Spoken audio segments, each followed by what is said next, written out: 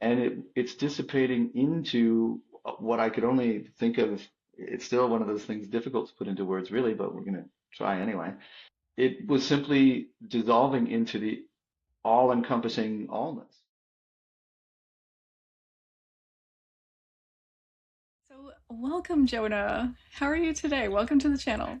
Thank you very much. I'm delighted to be here. Yes, all is well. I'm good. Good, Thanks. good. I hope you are too. We're going to go over what you spoke about before, about your near-death experience, and then get into some experiences that you had after your near-death experience, and even Mhm. more. How does that sound? Yeah, that sounds great, and I love it. The near death experience, which is so often a real focus of a lot of content these days. But for me, and I think this is true of really a lot of people, it was really a preliminary experience in the end that had a role in opening up so much that came later. It was a really powerful signpost in a longer journey. And given that, well, we all I think that's why I'm here today, really more than anything. So many of us uh, are continuing in this journey, and rather than making that powerful experience just an act of, an exercise in nostalgia and storytelling, let's see how we can, continue to make that relevant and present and alive and full and rich in the journey that's right in front of our nose. So I'm hoping that's what we can do here today. Oh, absolutely. I think that's a wonderful way of looking at it. These experiences that we have in life are just so monumental for exactly where we are today. You know, and Exactly. I think it all leads one into the next, and it's a beautiful story. So Yeah. I'd love for you to share some of that story with the audience. Sure, sure. I'll just go over the NDE much more quickly than usual. And as we discussed, for those who want to find the deeper version, you can certainly find me other places on the internet. You can come to my own website and find various versions of it there. If you want the whole and complete story, there's a 12-page essay. There's lots of ways to dig into that. But very briefly, this was something that occurred. I was 29 years old. This is a post-surgical situation. I'm not in the hospital at this point. I'm actually in the care of my father. As a 29-year-old, I uh, was, leading a busy, very secular life, by the way. There are not really any particular religious or spiritual underpinnings that you wouldn't see me walking down the street and think, oh, that's a very spiritual fellow or anything like that. I just look like regular guy going to the office. I'm not married. I don't have kids at that point. And, so the surgery was for a sleep apnea issue that was relatively severe. It was just sort of a genetic quirk of my own physiology.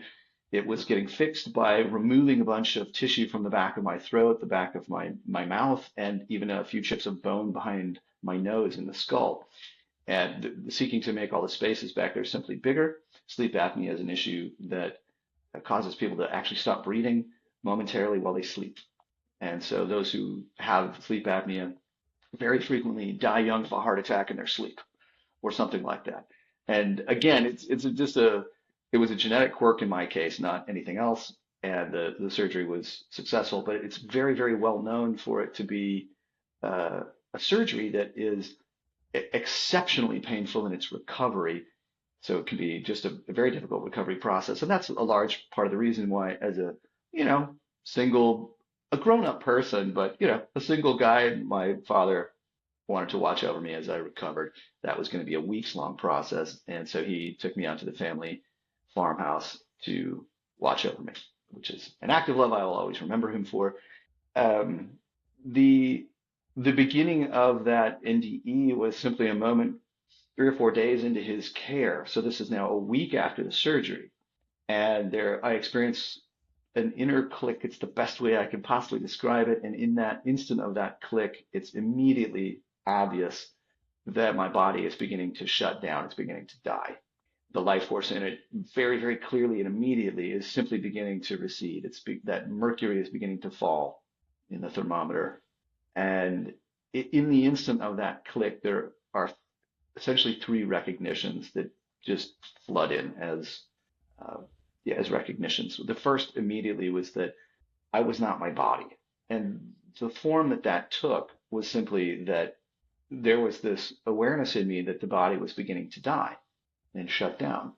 But simultaneously was the recognition that that awareness that was recognizing it was not impugned at all. It wasn't changed in any way whatsoever. The body was dying, but I was not. That's how that difference was seen. That there was this aware consciousness that was completely simply unaffected, and it was very clear that one of them was shutting down, but the other one was as vibrant and clear as it had ever been. And so there was this bifurcation between them that differentiated them starkly. And that was extraordinarily powerful in that moment because for the past week, it's been an experience of honestly absolute hell. Again, I was warned of this ahead of time. It was a well-known factor, but it's sort of like when someone tells you something is coming and you go, yeah, yeah, okay, it's coming. But you don't really get the full scope of it until it's there. And this had been a solid week of absolutely mind-bending blackout pain. The one of the doctors said in their efforts to try to explain that, they said, listen, you're going to be one of the few people that knows what it's like to break your femur and have to walk on it for weeks. And that sounds a little over dramatic, but it's really a good, it's a good description. It's very apt. And so what was, what made that moment of recognition in part so overwhelmingly powerful was that it was also in that moment that I recognized that the pain in that body need not be owned by me. The pain in that body didn't even change. It was racked with pain, but if I wasn't the body, then I didn't need to suffer it. And so I didn't. I wasn't. It was a moment of complete release from it. And so what I've often tried to describe is that it was the first time, and by no means was it the last. And this is what we're going to get to because there's a lot that was, coming unfolding in the coming years. But it was the very first time I saw the clear difference between pain and suffering. There was suffering and pain. They seem to go together, but in this moment, the pain could be over there and the suffering of it could be zero. So it was a complete release from that.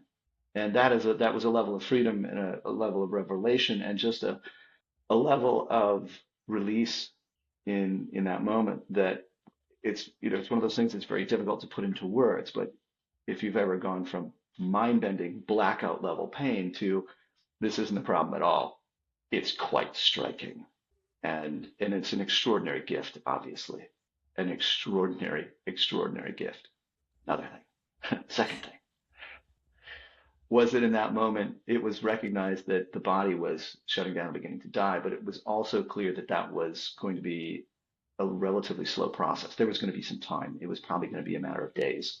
And that arrived. What's, I think, sort of interesting about it was that that arrived in that same instant, but it didn't arrive as a worry.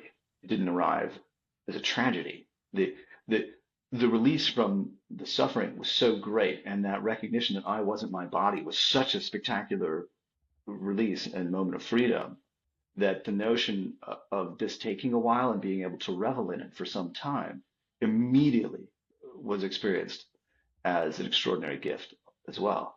Wow, I'm going to get to really swim in this. This is extraordinary, and I'm going to be able to live in it for a bit. What an extraordinary gift. So there was no sense of urgency in that.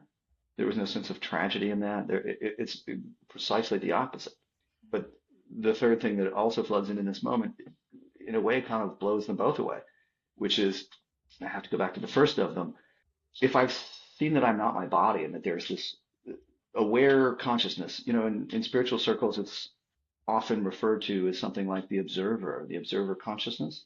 And that observer can view the body, sure, and view the world around and so on. And that observer has this quality of feeling like, well, it's me. I'm just not contained by the limits of this body, but it's still me. It's an individuated sense of self that's non-corporeal. a lot of people can relate to that. We're definitely going to come back to it. But in this moment, that sense of an individuated but non-corporeal observer also began to dissolve. Its individualness was showing itself to be a misperception, in fact. And that sense of individuatedness just began to dissolve, to dissipate. And it's dissipating into what I could only think of. It's still one of those things difficult to put into words, really, but we're going to try anyway. It was simply dissolving into the all-encompassing allness. It was, it was, it was showing its true colors as being a figment of this allness.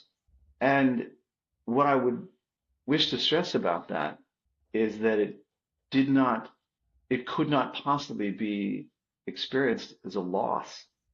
And the reason for that was because if something is dissolving into absolutely all-encompassing allness, then it's missing nothing. It couldn't possibly be missing anything.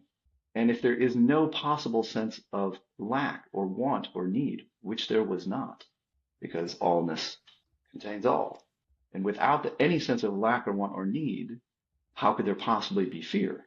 There couldn't. There wasn't. And and so it was simply experienced as an absolutely all-encompassing peace. If there couldn't, fear could, made no sense in any way whatsoever. How sort of automatic and natural that peace would be the default setting.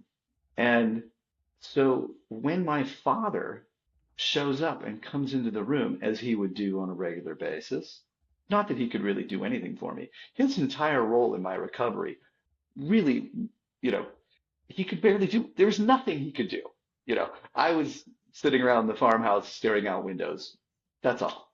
And when he comes into the room, then there's not the slightest impulse. There's not even a molecule in me that is inclined to say, hey, Dad, I'm dying. Because that would have implied that he really needed to know something. He didn't, from my perspective in this moment. There was no sense of lack or want or need. And in that sense, there was no need to communicate any of this. There was no desire to communicate any of this. The only thing that made any sense at all when he walked into the room was to look him in the eye, feel deeply peaceful and loving towards him. That's all. And that's all that I did.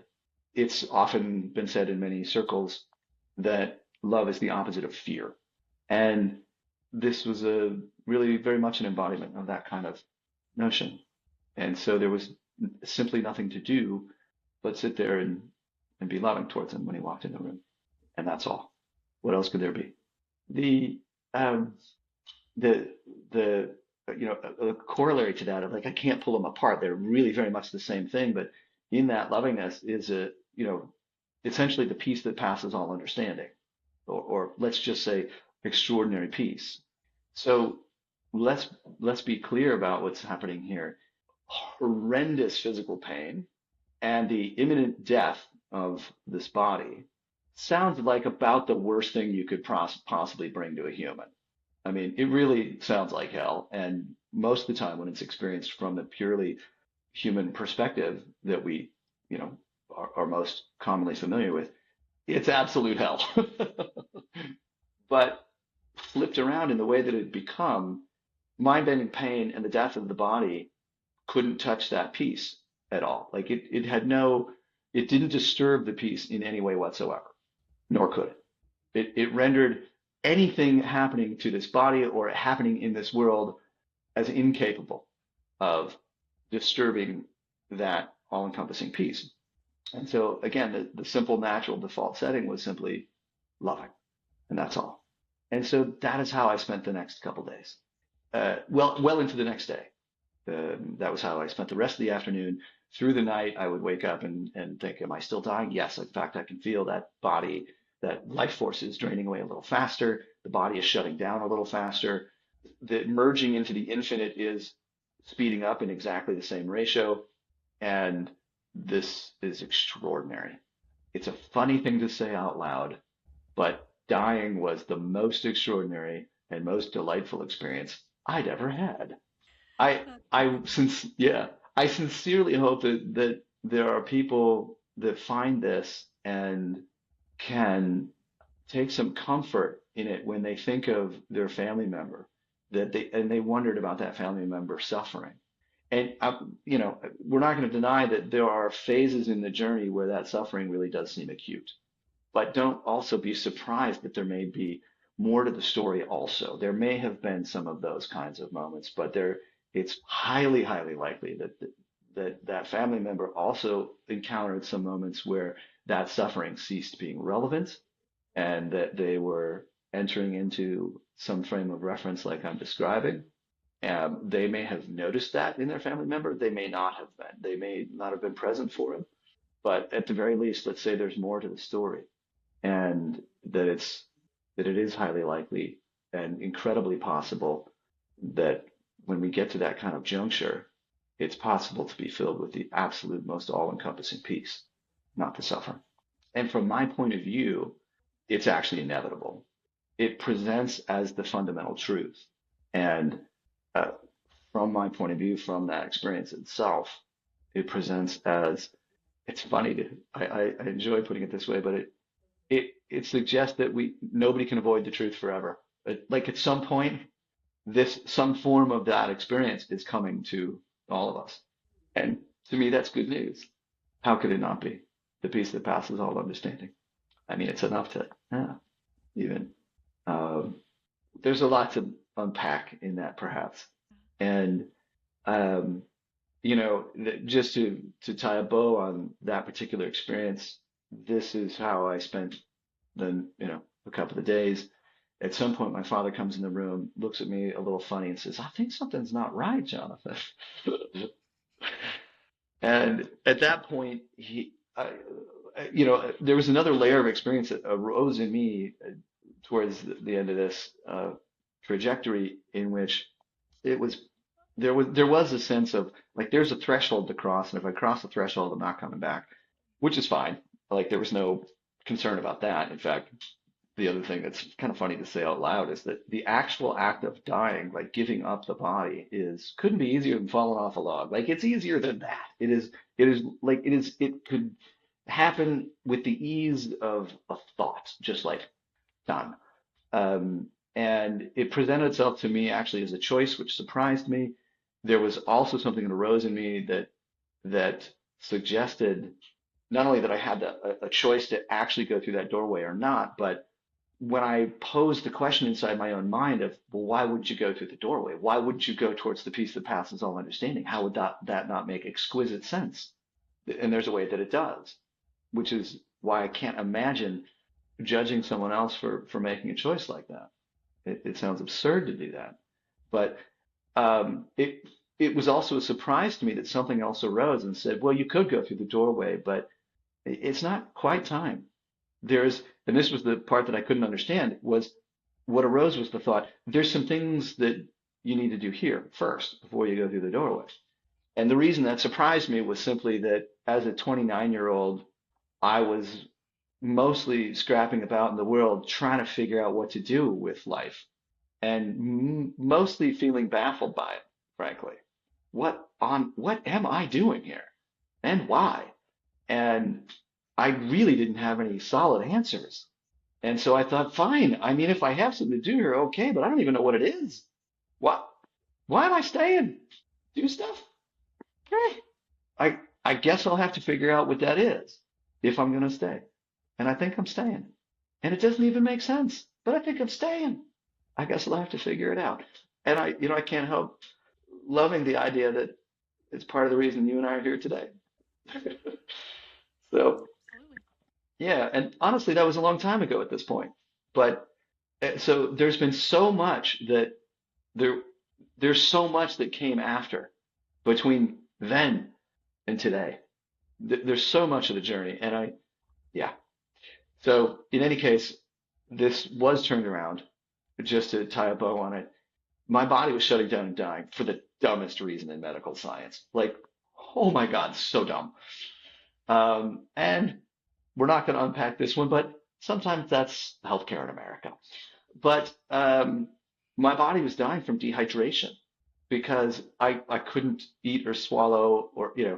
So the fix was very simple and very immediate. And the minute I was in a hospital with an IV bag in my arm and a saline solution being pumped into my body, these processes immediately reversed. And I could feel the sort of my feet coming back down to the ground, if you will. That merging with the infinite was reversing immediately. I knew I was coming back here. I was not going to cross that threshold. And because there had been this choice that had already been made, like, I think I'm going to stay. And so it all seemed like it made sense. It was considered not the loss of some extraordinary jewel. It was considered the right and correct path. So it was, it was met with acceptance and, uh, and for the first few years after this experience, I couldn't reconcile it. I couldn't, as I drove to work, to the office with a cup of coffee, racing through traffic and eat, trying to not spill my breakfast burrito in my lap. I couldn't reconcile what I knew that I knew and had seen that I'd seen, and that there's a level upon which this body of mine was irrelevant trifle, that the truth of my being was something that so transcended this dimension that I couldn't reconcile it, because as I drove to work, this body seemed very important. Its maintenance and care seemed very important. All the things appurtenant to it, and its support and its goals. And I just, wow, they seemed like such opposite frames of reference. And there's a way in which they are. And so when people ask, "Oh, how'd it go? I heard you had sleep apnea surgery." I said, "Oh yeah, I almost died." And would tell a dramatic story without ever mentioning merging into the infinite. Not only could I not reconcile it within myself, but I knew I couldn't put it into words. And I couldn't possibly look my father in the eye and say, "Oh yeah, it doesn't really matter. Also, this individuated self, kind of a fiction. Don't worry about it." Uh, there's no way I could explain to my father that my imminent death was no big deal whatsoever. Yeah, that'd be hard to understand for a lot of people. Yeah. Yes. And it would. And I'm glad that we have a chance today to kick it around and put some of those things actually into words and bring some, maybe some awareness and some things like that to such things. But if I had to sum up the next, well, summing up the next decade is a little tricky, but there were some themes. Number one was that NDE experience was not the be all end all experience. It was a powerful signpost that pointed in the direction that it had pointed in the direction that I've described. But there was a vast array of other experiences that came my way and needed to come my way for that experience to really make sense, for it to be embodied, for it to be embraced, for it to really become integrated, I think you could say, into um, into my into my world here. And um, some of the corollaries to that were things like discovering what is a bold one, what's at the heart of human suffering and its solution. And what I mean by that is referring to one of those experiences that came some years later, in which there was the details are really not important, but there was another occasion in which I ended up meeting an enormous amount of physical pain.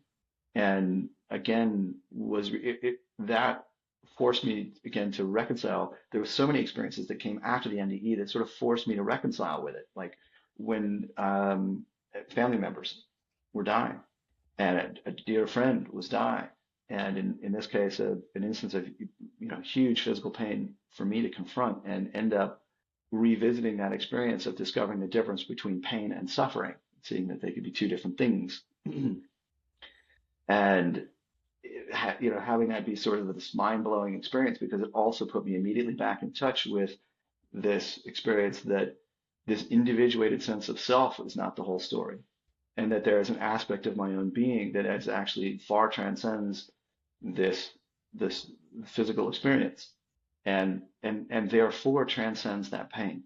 Uh, and in trying to unpack that and feeling like my neurons are literally blown by seeing and experiencing that another time, enters one of the other factors that is such a common theme throughout this whole journey, which is listening to inner guidance. Because in a moment of desperation to understand the experience of seeing the difference between pain and suffering, there's this moment in which I sort of look somehow up at the heavens or the universe or the divine or whatever we want to call it and go, how do I understand this? How do I connect the dots on this?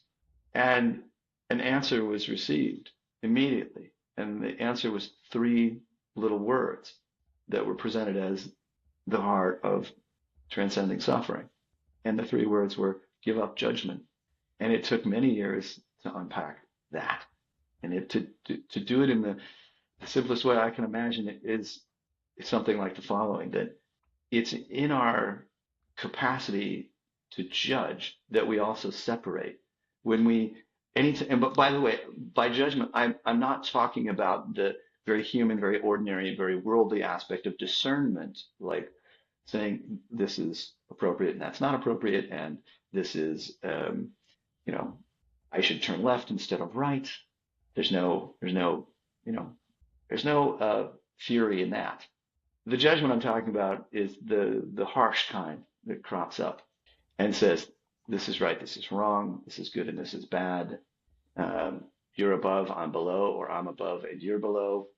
It says I'm special and different because every kind of, no matter what kind of words we put in it, into that, those end up being moments in which we're separating the world and making, sort of locking its duality into place. And that's what judgment does. It's like it tells the core of our being that that oneness isn't true because there must be two, because one of them is good and one of them is bad. Yeah, judgment is um, in, it just cuts deep at our own It soul. does. It And does. I find when I'm working with clients, it's like just explaining that judgment is like two bar graphs and Yes. they go up and Mm-hmm. down at the same time, right? Mm-hmm. So, judging others and judging yourself up Yes. and down at the same Mm-hmm. time. They're very linked, And aren't they? yeah, right? And when we stop judging others, it's so much easier Mm. to look at ourself with love. Indeed, it is. Yes. Yeah. It's, oh my God, that makes me just like it brings that hearing you say that brings this little crack of a tear to the back of my Oh. eyes. Yeah, it does. And you know, again, there's this difference. I make this distinction between discernment and judgment, and it's not difficult to understand. Every human on the planet can relate to some portion of the voice inside their own mind. And let's be honest, we all have voices in our head, all of us. It's part of how it works here in this three-dimensional world and these bodies and consciousness and all that stuff. There's a voice in there. Let's be honest about that. We all have voices in our head, and frequently it is loud, strident, angry, frustrated, and very judgmental. And that there's almost nothing that destroys our peace more than that. And yes, there's a lot to unpack on that, but this, uh, what you just said is so extraordinarily at the heart of it, because when we begin to soften our judgment of others, it's like it literally tells something inside ourselves that it's okay to soften the judgment within ourselves. And when we soften the judgment within ourselves, there's something that does to encourage us to soften our judgment of others. And so that separation begins to soften. It begins to collapse. And that probably doesn't get enough press in the general, I don't know, human potential self-help uh, world out there, um, and probably doesn't get enough press in every spiritual circle ever convened by whatever form. It's it's at the heart of it. Yeah, Give up judgment. yeah, I think we hear it as, like you mentioned in the beginning, becoming the observer, Hmm. um, and being sort of stepped away from the emotional aspects of everything, right? Because judgment Yes, adds layers of emotion,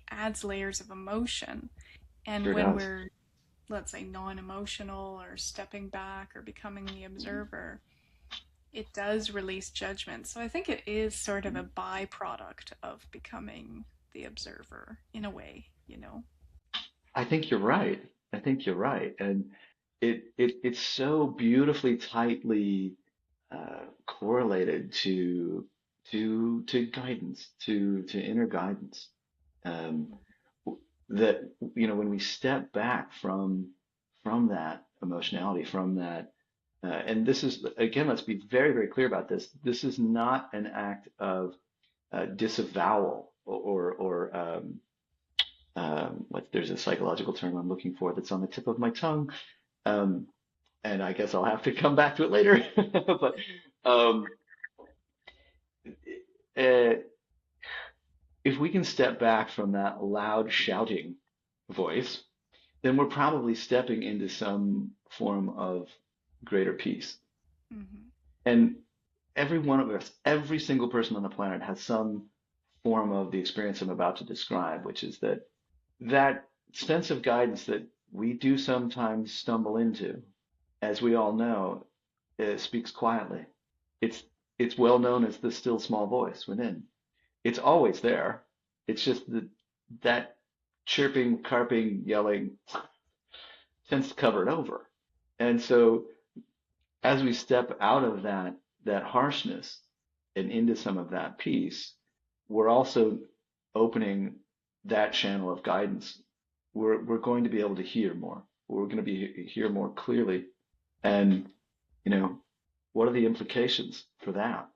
That's the kind of guidance that just unequivocally sends us in the right direction. And if I could offer something people have often, the natural question is, how do I hear that guidance? And or how do I discern? And I tend to want to encourage people in two ways in that. One is that the more you're grounded in your own peace, the more you're likely to hear it. And you know, softening that judgment is an extraordinary and powerful part of that. That's why these two things they're so closely linked. But when it comes to that moment of discernment, like, well, what am I really listening to?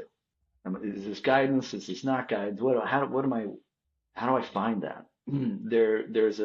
There is a very simple test. It's not easy, but it's simple. Mm.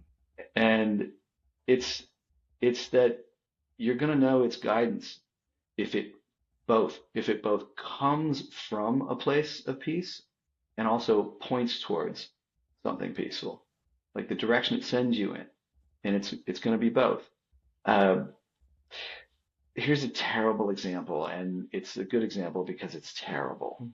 Because as here on this crazy planet that we're on, life is not always easy. It contains all the things, all the ups, all the downs.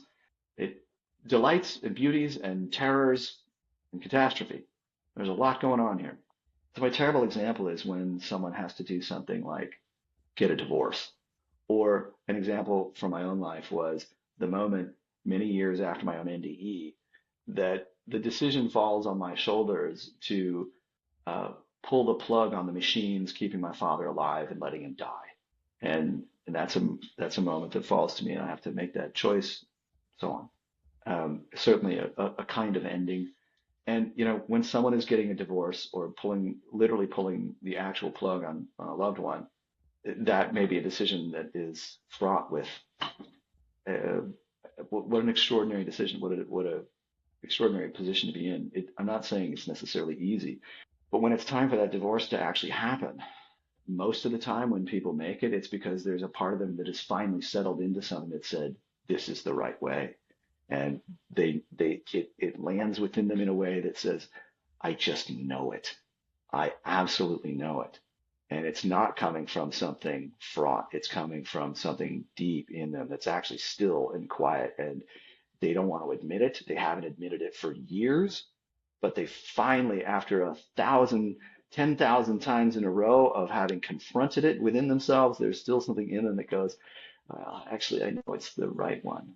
And a huge part of the reason that they finally pull the trigger on it is they've acknowledged and accepted that it is actually coming from that place and that it is pointing towards something that is peaceful.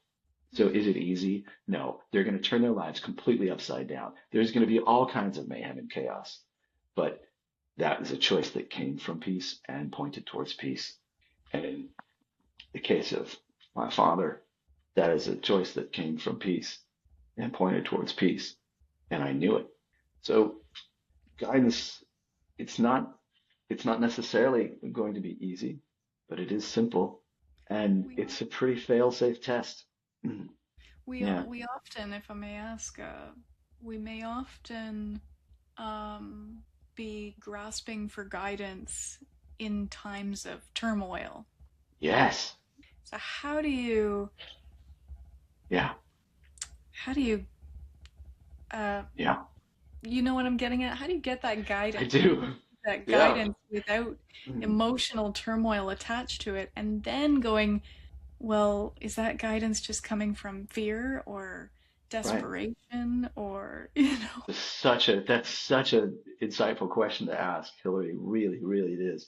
Because you're absolutely right. Isn't it in the moments of turmoil and chaos that people, if we can all relate, at some point going, why can't I hear it now that when I need it most of all? And I have a couple of ways of thinking about it. I hope they're helpful, but I can relate, first of all. I've been in that situation and thought, oh my God, I can't hear a thing.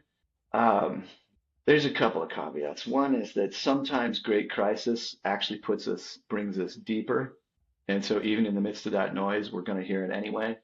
That's not always the case. Sometimes we're just freaking out. But there are a lot of people, and I'm sure I'll bet you everyone listening to this right now can think of at least one moment when they were completely out of their minds, but there was something in them that clicked, and they went, "Oh my God, I do know." So sometimes extraordinary circumstances bring out extraordinary clarity, but sometimes it just feels like chaos too, and that's where I think the best thing I can point to is it's practice. Like when we've put a conscious attention on let me understand um it where is my peace, what is my peace, like there has to be a grounding of direct experience in there that someone's touched that they can return to as a reference point. What does that peace feel like? What does it look like? How does that feel inside me? Because if I've recognized it once, I can recognize it again. This is why so often in the spiritual journey, it's said that, well, it's direct experience that moves our needle more than anything else. That's what, intellectual concepts, who cares? Direct experience is what really moves our needle. Well, when someone's in that chaos, one of the best things they can possibly do is make a conscious choice to return to a moment in which they knew what that felt like, a past moment in which they did hear that guidance and simply dial into that and go, I do know that place. Let me make a conscious choice to put my feet on that ground. And even if I'm freaking out right now, let me at least still give it a shot because the alternative is literally flailing around in chaos. Well, so there's a couple of things at play here. One is that there is some kind of experience that I've had that I need to connect to. And the second is I really do have to be mindful. And this is the very literal real world use of that word mindful that gets kicked around in spiritual circles a lot too. Being mindful more than anything, if we're going to use that term meaningfully, it's this kind of thing where I make a mindful, clear intention or choice to direct my mind to something different than what's already occurring in it. And one of the things that's wonderful is that if anyone is, it's a skill that we do in fact get better at. That's really good news.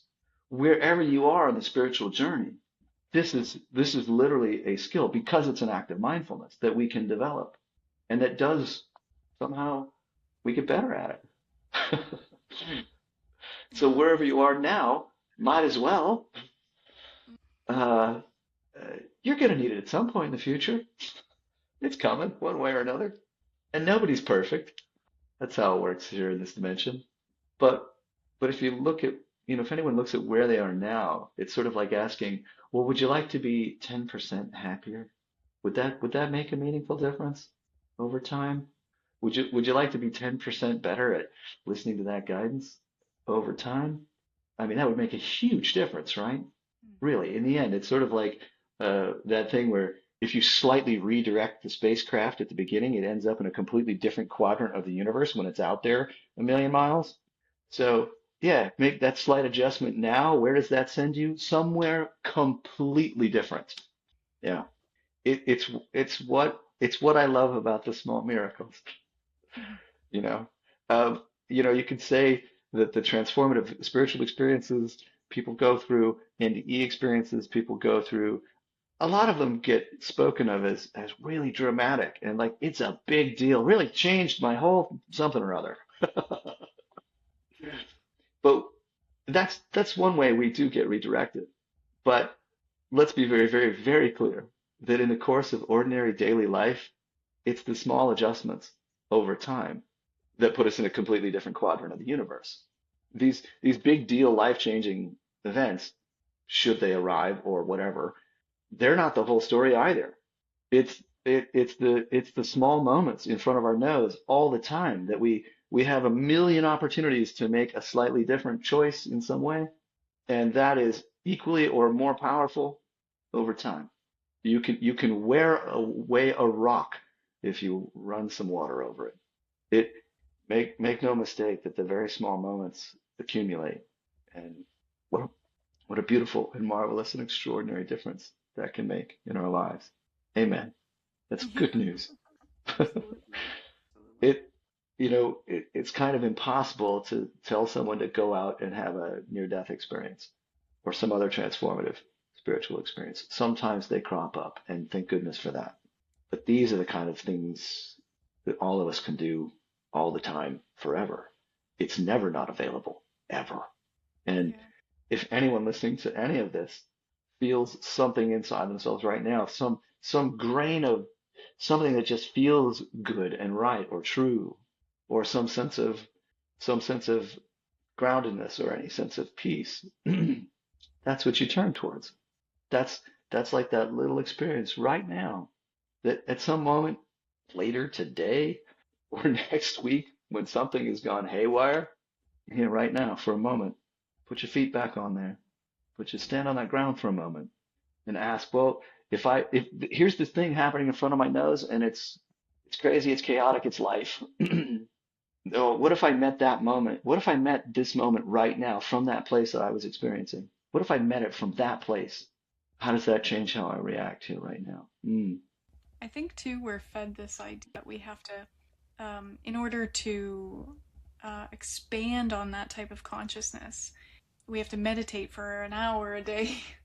And for years of this, I really don't believe that's necessary.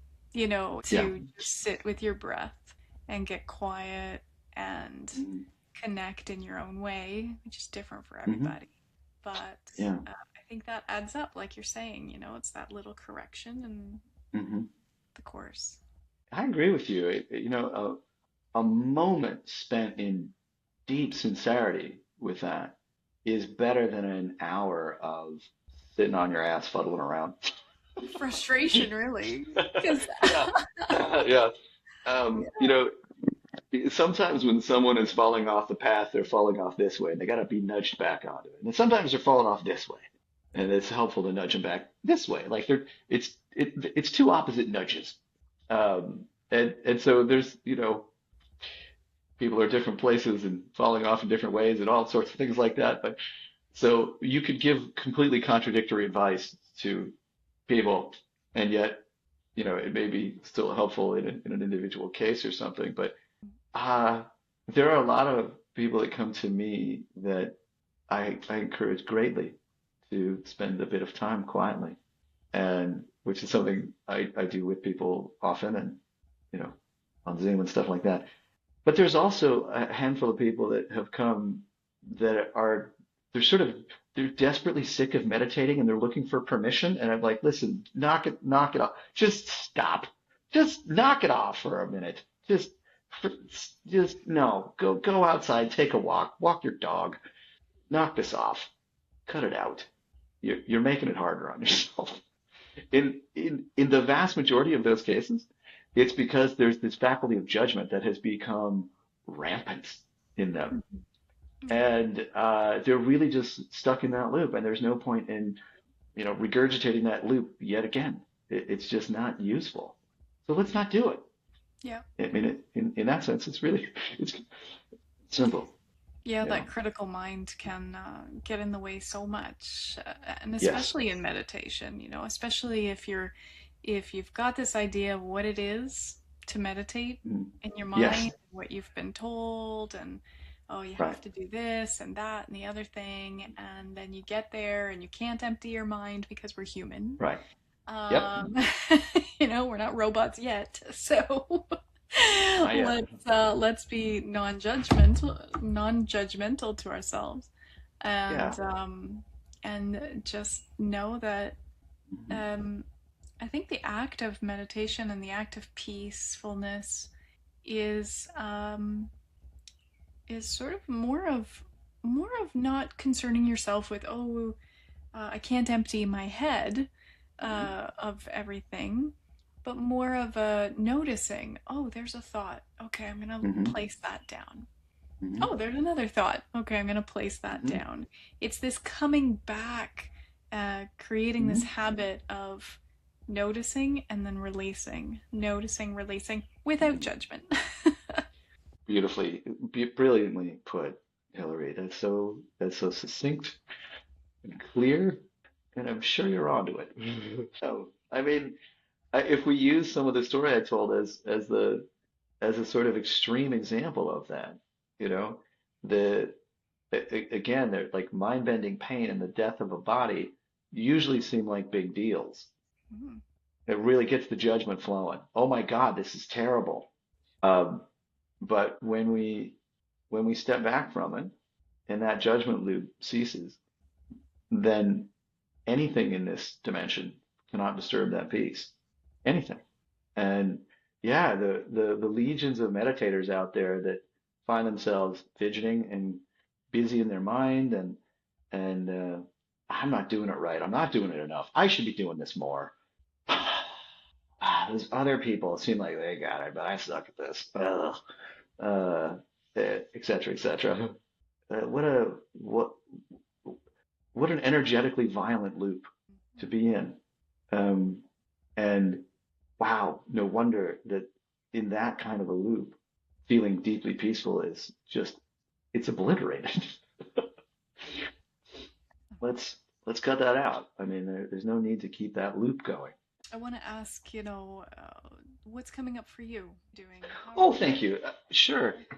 Um, well, in terms of what we're just talking about, for one thing, I do sponsor once or twice a month, usually twice.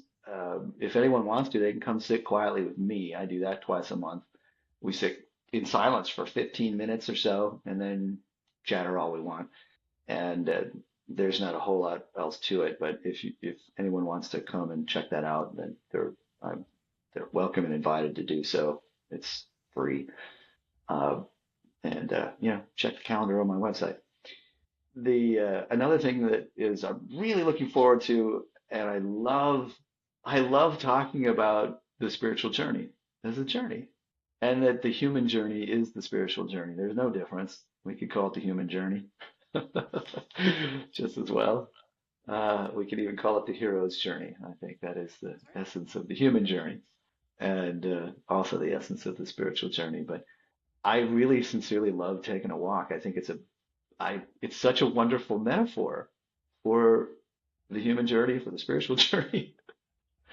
So I'm excited that the the the biggest thing upcoming for me is at the end of October, I'm gonna lead 12 people on a retreat, a walking retreat. So we're gonna walk on the Camino in Spain Oh, wow. for a solid week, and that's basically going to be a directed, moving retreat. So there's going to be retreat things like, you know, we're going to gather together. There's going to be lots of sort of things to focus on and activities and um, the kind of things you do at a retreat center. But also we're going to move. We're going to walk through the world and we're going to watch it pass right by our nose.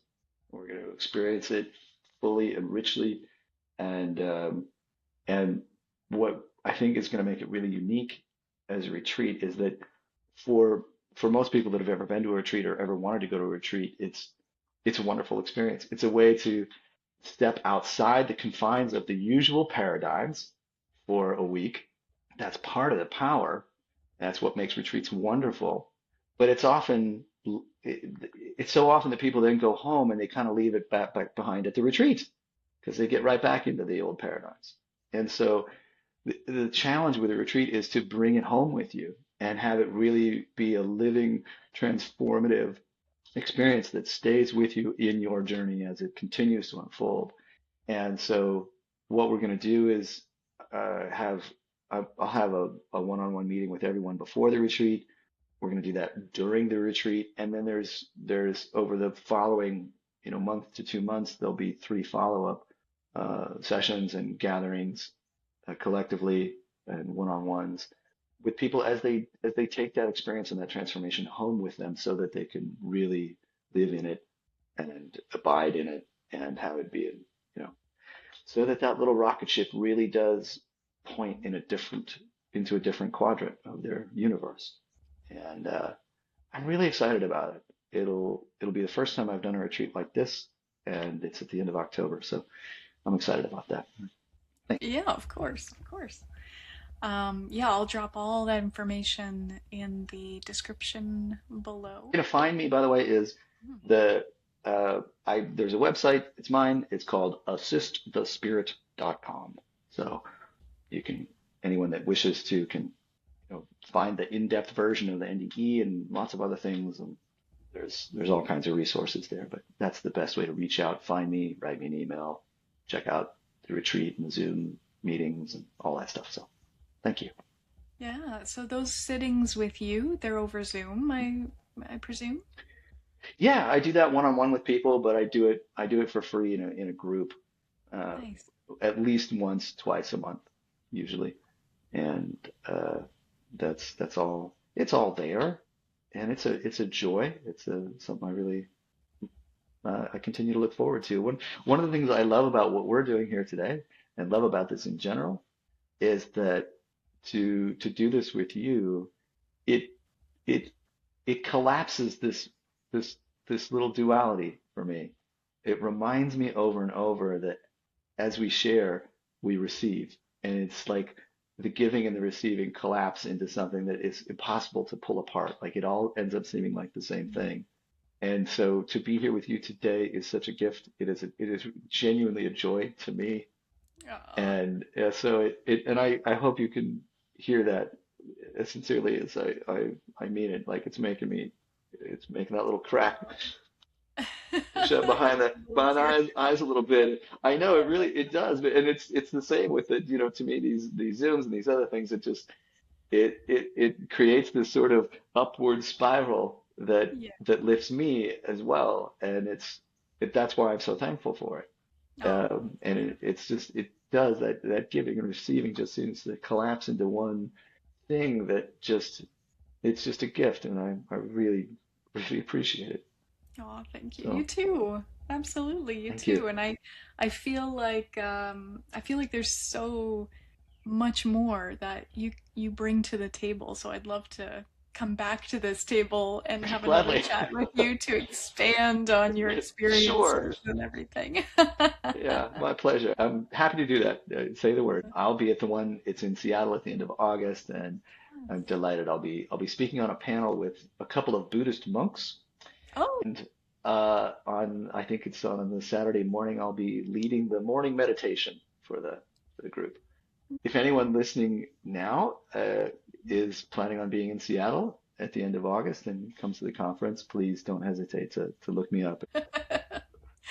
So otherwise, I okay. do. I traveled around a great deal. I've traveled very, very, very widely over the last couple of years. That is a trend that will continue. So don't be surprised if I show up in your neighborhood. And That's so cool. Oh, well, I have you here. What do you do when you're traveling around? Are you holding group meditations? What are you doing? yeah, it's there's often I'll sit with groups. That happens a fair amount. And sometimes meet with people one on one that way. Of course, it's usually over Zoom just because that's easy for Yeah. most people. But I like to do it. There is something that's both equivalent. Like you can do things over Zoom. It's been with us for 20 years, but it still blows my mind as a medium, frankly. Mm. And to have this kind of interaction and even, full-blown healing encounters with people that somehow happen from 3,000 miles away, which is something I think is amazing and wonderful and speaks Yeah. deeply to the nature of fundamental reality and time and space and things like that. But wow, there is still something also that is exceptionally rich about getting to do that in person with people. Mm. And it's just a joy. So I tend to go wherever I'm invited. Um, Yeah. and that's been on quite a wide array of places lately. Don't be Go surprised if on. I'm in your hood. Yeah, Nice. Very yeah. nice. And if people want to reach out and if you want to get a room full of people together, I'll probably find a way to come. Well, Yeah. I'm already thinking, oh, I gotta bring you out to my community. I don't believe I have anything better to be doing with my time these days. Like, I get it. uh, there are some basic worldly concerns as there are for all of us trying to maintain this body for at least a little while longer. Jonah, well, it was so wonderful interviewing you and hanging out with you, really. And part of the one and sharing consciousness and all that. So thank you.